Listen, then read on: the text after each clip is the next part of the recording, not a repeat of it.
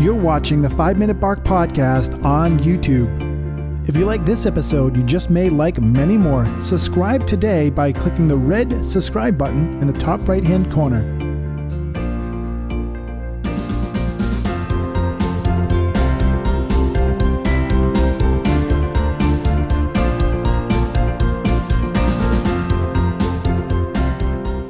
Animal inside, Dennis. Yeah, that's right. Okay, one more time. Let's get our manhood out. Are you ready? Let's breathe like Ready.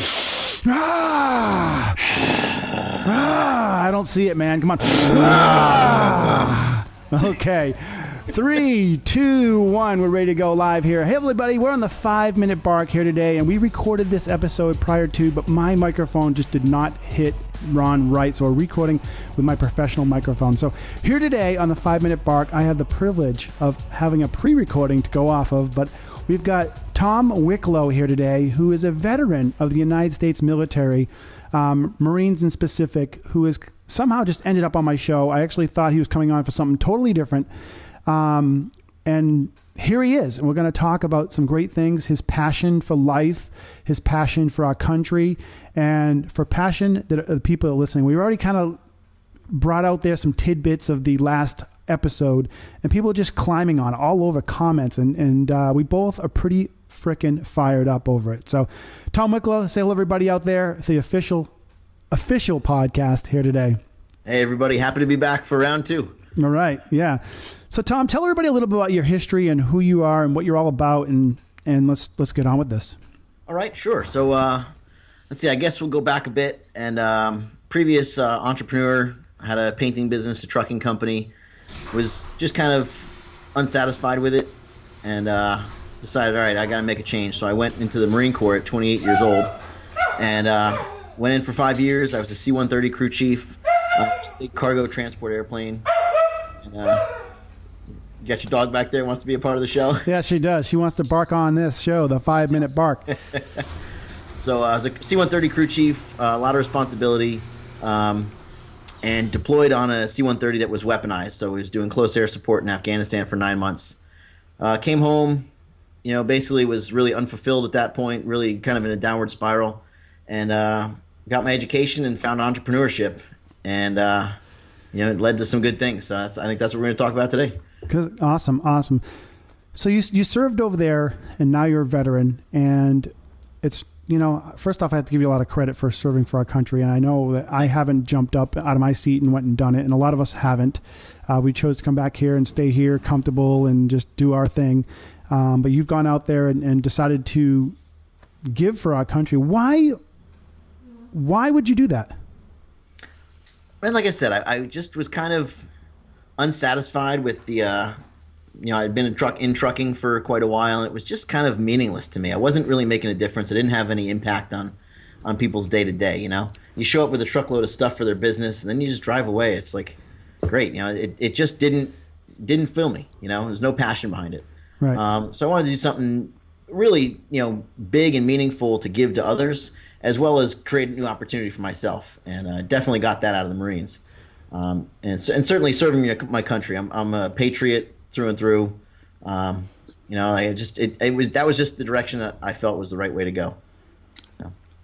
And do you have experience in your family of military, or you just decided on your own? Or a friend or no? An uncle? My dad was in the Army, actually. My dad was a lieutenant colonel in the Army. He was in Vietnam, and I'll tell you, the first time I really visited it was right after 9/11. I had really considered. I was pissed off that day. I wasn't happy, and just didn't like what was happening. Didn't like that our country was getting attacked on our own soil. And I considered it, and talked about it with mom and dad, and they were just like, "No, we're at war now." And that's kind of what drew me to it. Is someone's got to step up and do this mission now, because we are at war. If it's not me, it's going to be someone else, and I would never ask someone to do something that I'm not willing to do. So it might as well be me too.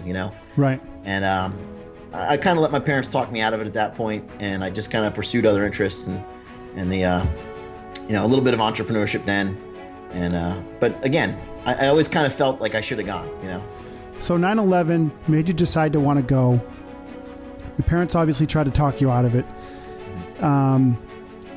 You just saw this happen. You said, I don't want to see this happen to our country or to my family or to anybody out there. And you just had the guts to just say, I would give my life right now. You essentially, that's what you're saying, right? If you're going to act war, you're like, yeah, the country means a lot to me. I know there's a lot of political unrest right now, and we're kind of polarized as a country, but it's a great nation, and especially now having been through the experience I've been through in Afghanistan, seeing what real hardship is and how the people over there live, and the things that we have in this country, the resources we have in this country, the opportunity we have, it's second to none.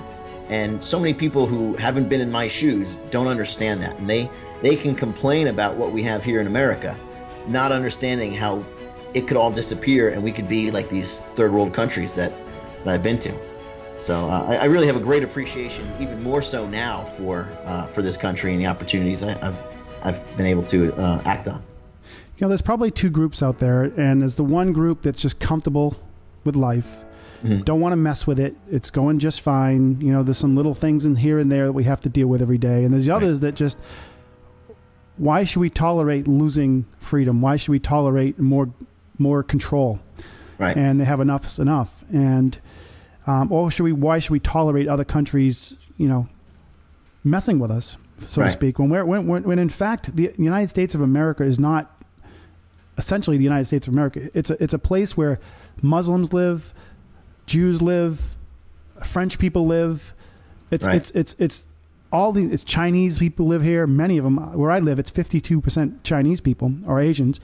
It's a country where other countries live. It's like a safe haven from what they didn't want in their other country, right? To come here. So for other countries to wage war on us, they're waging war on themselves, so to speak, or a movement against their rule, maybe. Right.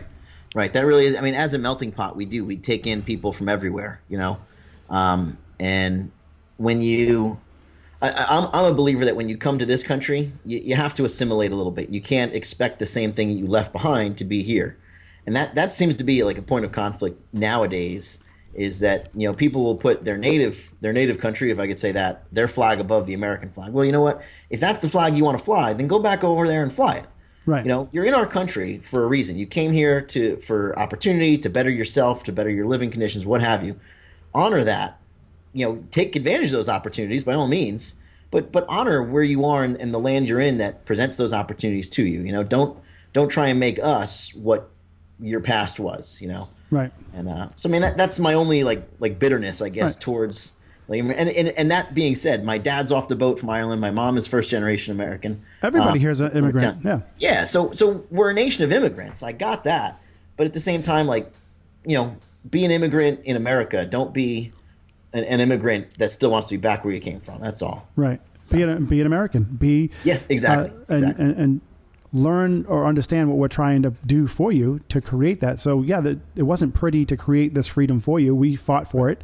And it wasn't pretty and it wasn't fun, but it's here. The freedom is here for you to not to abuse, I guess. Yeah. Everything can be abused. Everything can be taken to another level. Freedom, correct.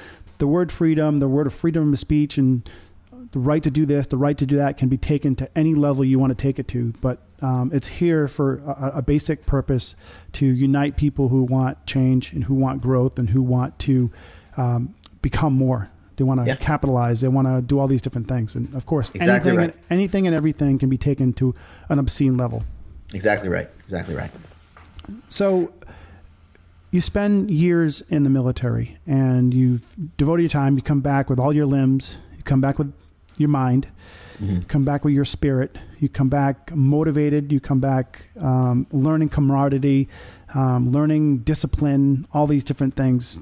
Tell me about how you go from, or your experience more so, that your experience of going from discipline, motivation, mission accomplished, life and death to United States of America. All right. Well, I guess to give you that insight, I got to tell you where I came from. I guess a lot of my struggle started when I came home from Afghanistan. When I got home, so in Afghanistan, I was doing close air support, right? Protecting guys on the ground. I was one of a crew of people in our airplane. It wasn't just me, but our mission every day was to launch and overwatch patrols on the ground. The movie American Sniper, right? I think he says in there, he's like, I'm Overwatch. That's kind of what we did. We protected the guys on the ground. So you were up in the air in a helicopter or a plane, or in a C-130, yeah, big cargo plane with a weapons kit on it, right? So we're up there doing our thing, overwatching the patrols, and they get into a gunfight, and we come in with our weapons and we try to end that gunfight for them. And we were very successful. Our one aircraft did like 47% of all close air support in Afghanistan while we were there. It was just phenomenal statistics we held out there. So that's meaningful stuff. You jump out of bed every day looking forward to doing something really meaningful and purposeful. You're going out there and offering guys an opportunity to get back home versus getting shot and not making it home.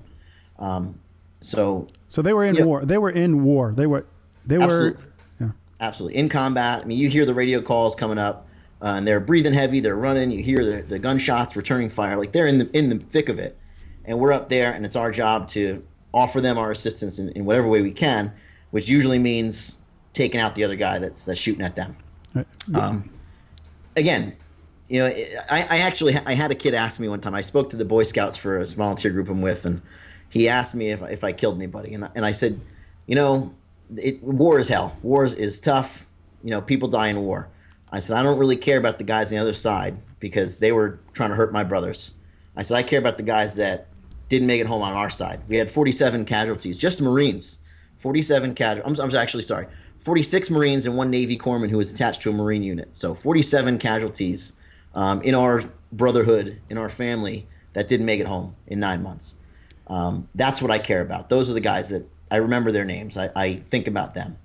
And the kid was just kind of like awestruck. He's like, wow, he had never thought of what happens on our side as far as loss. It was always the damage we inflict on the other guy. But the damage we inflict on the other guy, they kind of brought it upon themselves. They picked the fight with us, and we're the bigger guy, so we were going to win, Right. So I had that, and I came home from Afghanistan having had these experiences and meaningful stuff, and then it's just kind of emptiness. There's no mission to get up for. There's no sense of purpose. There's no sense of usefulness at that point. It's back to training. It's back to paperwork. It's back to, the basics. And it just left me feeling really, really empty.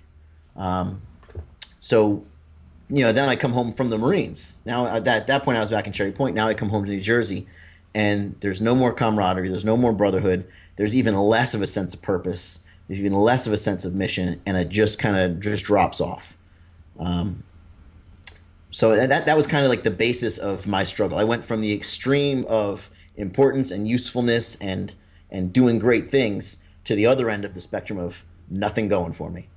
And that was like when I hit my low. I kind of had to pick myself up out of that valley. So, good. Yeah. No, it's. There's movies about it. Rambo, perfect example. It's. Mm-hmm. It's a movie, but he comes home to being picked on. You're just street trash. Get out of our town. Yeah. And American Sniper, which is a true story, and he comes home and every day his mission is to save somebody's life, just like you. Mm-hmm. And comes home to it's documented, this situation, and you watch these movies and you go, wow. Rambo didn't really. You just kind of look at Rambo. You really kind of overlooked the street. Him being treated like tree trash. Because kind of years ago, but now we're more kind of recognizing it and understanding it, and it's just definitely. You are operating on a higher level, a level that I would love to be operating on, and I do operate on occasion. I've been a professional athlete and different things, but on a day-to-day, you had somebody saying you have to operate at a higher level or you're done. You guys can get shot down just as much as they can get, they can get taken out. So, right. Explain that intensity. You're in it. Like you're in it. Like you're saving lives. How do you operate at that intensity on a daily basis?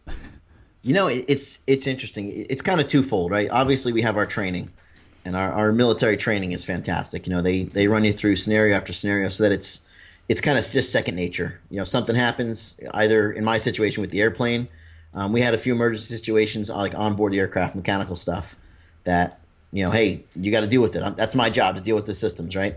And then we had stuff on the ground where we had to be responsive. We had a lot going on the ground, so the fire control officers in the back have to be responsive to what's going on. We might have to fly the plane to a different place and get different angle. Who knows? A lot of it is training, but at the same time, like the other half of it, I would say is just that sense of purposefulness. Is the guys on the ground need us? We had one instance where we had to do what's called a show of presence, and we just have to. The guys on the ground are watching somebody, and they just want to let that person know that they're watching and make sure he knows he's being watched. So it says, hey, can you do a low pass, and you kind of just show your plane right over top of his head. Right. And we're a big target. We're a slow moving cargo aircraft, right? And we're not like an F-18 who's buzz in and buzz out and be on our way. So it was kind of like, okay, well, let's talk about this as a crew. And we had our discussion, and it's like, does everyone want to do this? Is everyone okay with this? Does anyone have any reservations about this? Now, putting yourself really in harm's way. And everyone on that plane said, if this is what the guys on the ground need, then that's what we're going to do, because that's what we're here for. So it's that sense of purpose, sense of service to those guys on the ground that drives us, and we're willing to take that risk because they say they need it, Right. and we're there for them. It's the service to them on the ground that drives our mission. And there wasn't a Marine on that plane that day that said, no, I'm not comfortable with it. Everyone's like, let's do it. And we have our certain duties at that point, and observers in the windows and stuff like that. And we're certainly looking for threats. But nobody says no. You kind of just don't say no. You don't let your brothers down. You don't leave them behind. If this is what they want, this is what they're going to get. So we did it.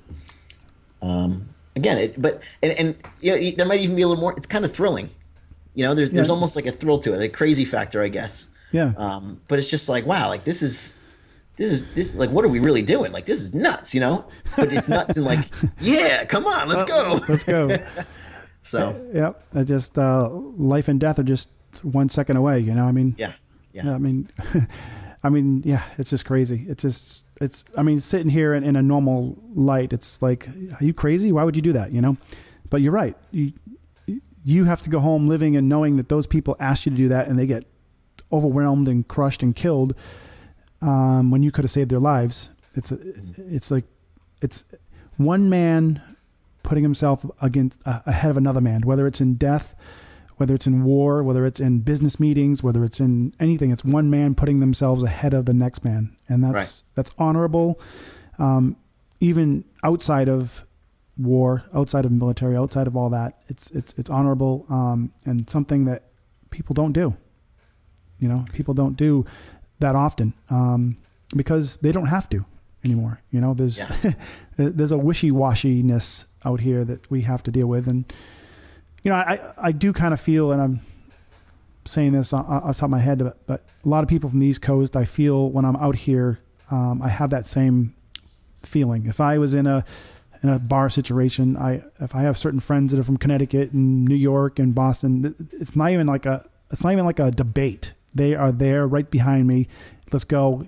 You're not going to touch my friend, Right. So, right. And that's that East Coast attitude. Yeah. It's funny that is where you see that a lot. You really do see that from the East Coast. It's one man. I'm going to protect the next man in front of me. Yep. And that's it's something really honorable. It's really, really a good feeling to know that.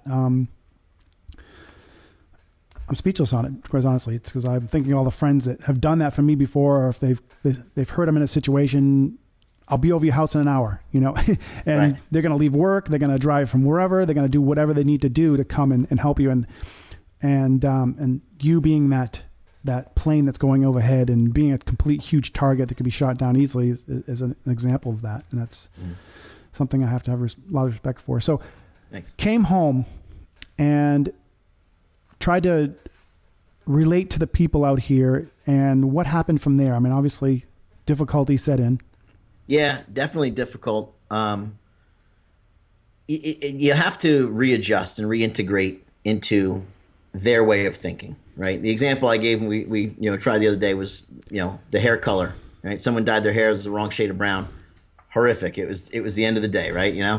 And at the time, like, I couldn't relate. I said, this is unfathomable that matters. I just spent 9 months 47 guys didn't make it home.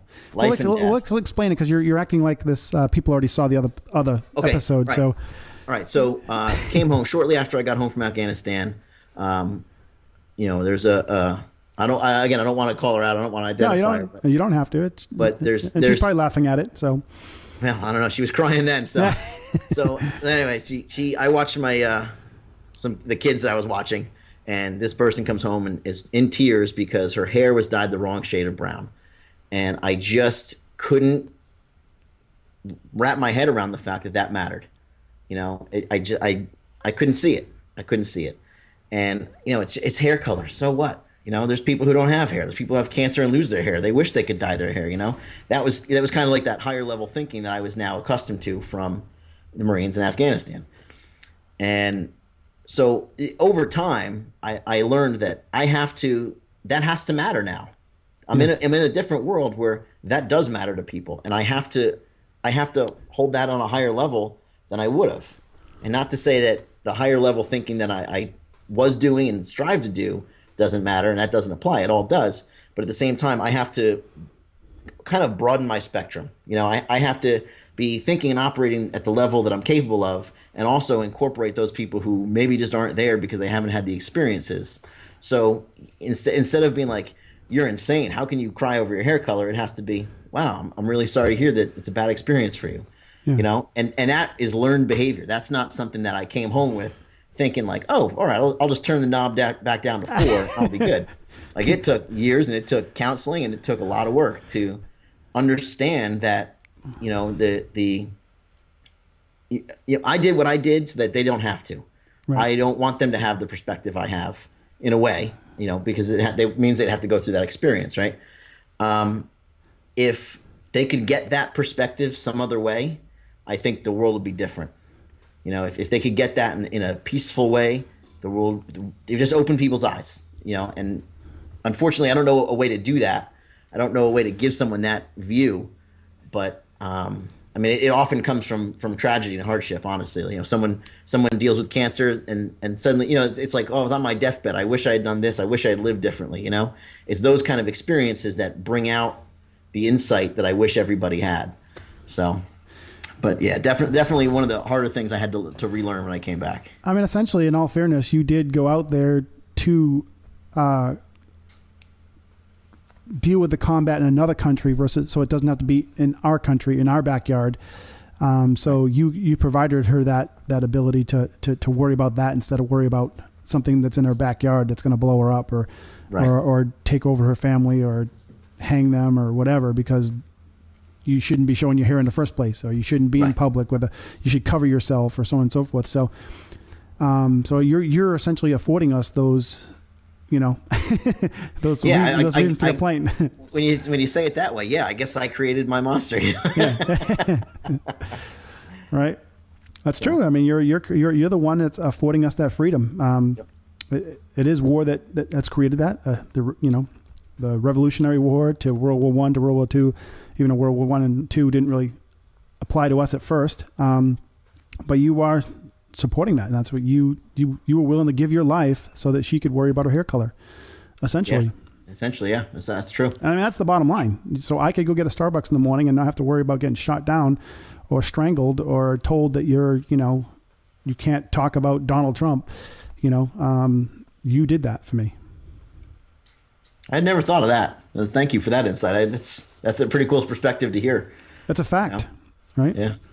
That's a fact. Yeah. I am in my garage/studio because I don't have to worry about somebody outside walking around trying to, take over my neighborhood. You say it that way, and definitely there's not people making podcasts over in the Middle East, and they don't have that freedom. They don't have the privilege that we have here, like I said before, so. I just saw a documentary. Totally right. I just saw a documentary of a kid who did a public podcast on his iPhone, and they found it, and he's still in prison to this day because he spoke about his country. Wow. It's right on YouTube.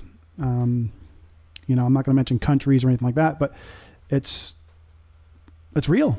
So it really is. So thank you on behalf of the 5 Minute Bark for giving me the opportunity to speak here and say, I like a certain candidate, or I like to do this, or I'm I hate that, or I want to dye my hair color green. You know, it's because of people like you who want to do those flyovers to help the ground crew stay alive, so they could deal with the matters on the ground, so that we can have the freedom.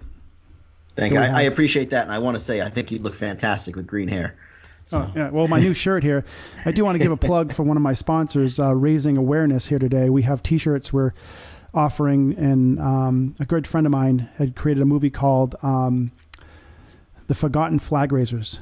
And it's basically the people that had actually put the flag in the ground in Iwo Jima. I can't say it right.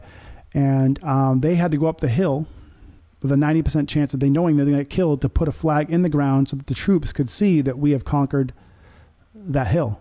Yeah, Suribachi, right? Yeah, and so this guy spent, in hundreds of thousands of dollars on making this movie to bring out the truth. And we just found out recently that the truth was revealed, that these initial flag raisers got recognized versus the second flag raise with the pretty picture we see every day. Right. That was actually a second flag raising for the photo, so that they could have a bigger flag, so that the boats could see it and they could toot their horns and so on and so forth.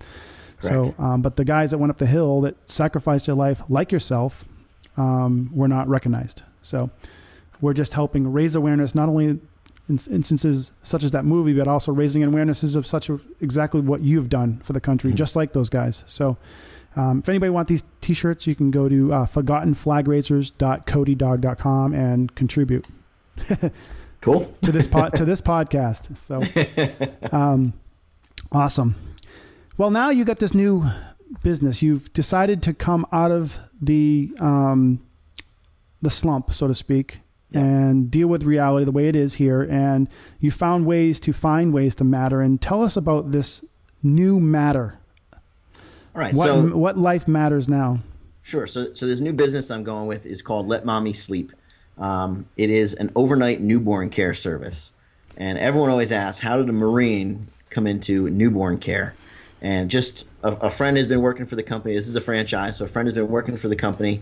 And she said, you're getting your MBA. Why don't you look at this company? They're trying to franchise. And I said, well, I don't know about babies. Not necessarily my thing, and looked at it and had some conversation with the CEO. And I said, wow, like this actually would be very fulfilling to me because of my struggle with family. When I came home, I didn't talk to the family for, over a year. There's no communication whatsoever. So family is important to me. Again, I just became an uncle the other day. So my nieces and nephews are important to me. And I said, wow, like this could really genuinely be helpful to families as they transition home from the hospital. New parents need help. They don't really know what to do. They have this life that is fully dependent on them. So what we do is we put nurses into their homes for them overnight so that the nurse can take care of the baby. Mom and dad are able to go off duty, get some sleep, and kind of be refreshed, recover from childbirth. And you'd be surprised how many men are like, oh, I definitely need to recover from childbirth. But it helps them recover from childbirth. It helps them stay productive, stay rested, stay positive. Because, in much like the stuff I was dealing with, having a new child is daunting. If you don't have help, if you have questions, you don't know who to call. And it's just kind of like, I'm all alone. I don't know what to do. So we give them those resources by putting a nurse in their house overnight, trained, licensed, medically professional nurses.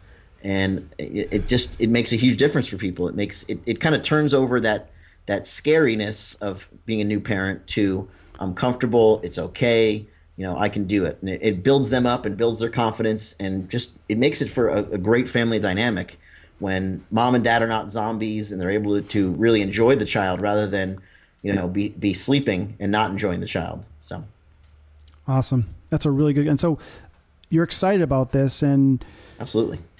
Are you officially launched, or are you still? We are officially launched. We've got a few more hurdles to go before we start operating.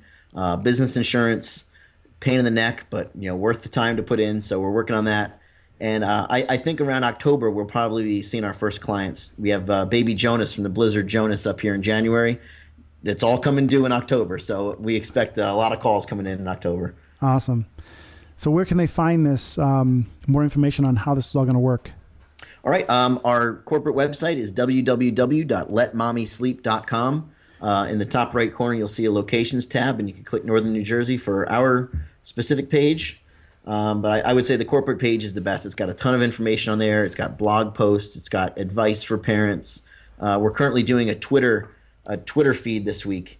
If you do hashtag first night home, 1ST night home, you'll find our Twitter feed where we have our nurses answering questions. Mom can tag a Twitter post and it'll get a response from one of our nurses. So ton of useful information, ton of advice and just support from that webpage. So really recommend everyone go to that. And if you know somebody who's pregnant, if you know somebody who just had a kid, let them know that it's out there and there's resources for them to help. Awesome. That is awesome. Tom, thank you so much for spending some time here on the show. We're way past our time, but we had a great conversation. And I've been so generous in sharing your time and your information and your life experience for the listeners out there. And I know already from just our previous posts, there's a lot of attention out there and a lot of appreciation for you and what you've done. And obviously, I want to share that appreciation here too as well with the 5 Minute Bark podcast and our whole crew. So thank you again for coming on here today and sharing. And if there's anything we can do here to help with your support with other veterans and your business, please do not be afraid to reach out and we'll help you. Thanks very much. I appreciate it. If you want to help, if I could just share one more website, it's www.operationchillout.org. It's a homeless veterans outreach that I volunteer for. 501c3, always accepting donations. If anyone wants to check out that website, we'd love to have your support. Awesome. You heard it, everybody. We got Tom Wicklo here today on the 5 Minute Bark podcast. Again, thank you all for listening here today, and I hope you got enlightened into what some veterans have to deal with in this world of creating the ability for us to have podcasts. So thanks again, Tom. Thank you. Thank you. Appreciate it. Bye. You're watching the 5 Minute Bark podcast on YouTube. If you like this episode, you just may like many more. Subscribe today by clicking the red subscribe button in the top right-hand corner.